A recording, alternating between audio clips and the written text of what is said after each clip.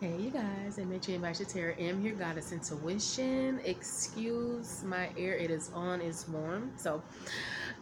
Have a conversation with black women at the forefront, okay? And it's a conversation that's going on, and I'm excited that it's going on because it's time for us to start opening up our minds, opening up our eyes, and yeah, really taking into consideration that the time is changing, it has changed, and it's going to continue to change. And so we have to get on that wave, okay? And so I can break the video down in many different topics, but I want to keep it simple. So, black women, let's have a conversation, okay? You have to be present in your decision making when it comes to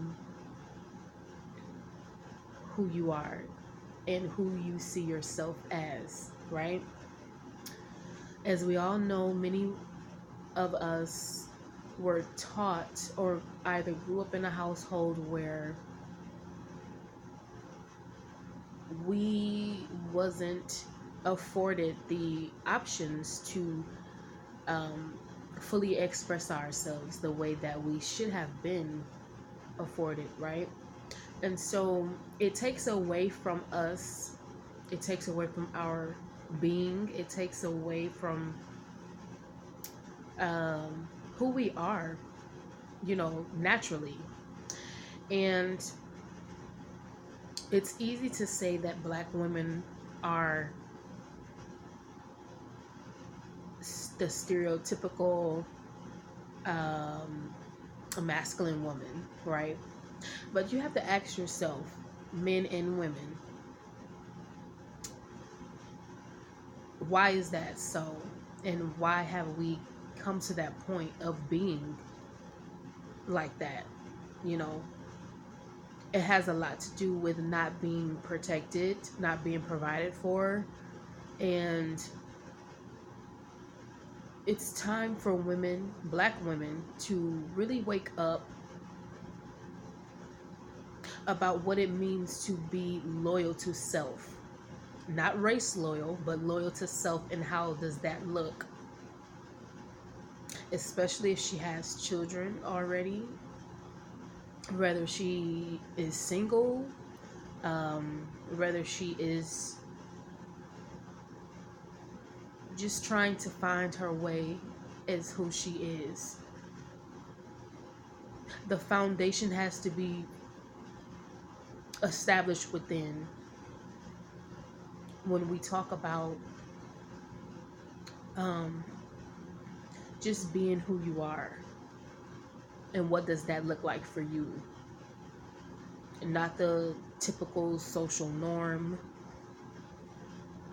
not what others has wanted you to subscribe to, but what does it look like for you. And we have to be okay with not and we have to not only be okay, but we have to be careful of not repeating certain cycles and certain um, things that has been passed down to us as far as generation goes, right? It's like you are an individual, you are there's no one else in this world like you, so why not take advantage of that right now? So again, you have to be present. It's important that you be present in that, and not focus so much on trying to fit this narrative of someone else or the social norm, right? You create your own narrative, you create your own story. If you've been given cards that is, and we all have, if you have been given cards that doesn't align with who you are, so then you create a new deck. That's the simplest way I can put it. You take what is geared to be bad, and you turn that into gold, and you turn that into what's profitable for you, how you can benefit. What is the lesson? You know, and that has everything to do with alchemy. That's a whole nother topic, but you have to really hone in on that and really create that for yourself. But it's going to take for you to, of course, every day, you know, put in effort, put in work, put in time, put in energy. And so with that, first and foremost, you have to understand that why are you doing XYZ for yourself? Why are you doing XYZ for your family? You know. And so when you really establish that foundation as to not only wanting to pursue such a narrative as far as when it comes to you knowing who you are, but the benefits behind that and having that as a foundation. You know, does it has everything to do with morals?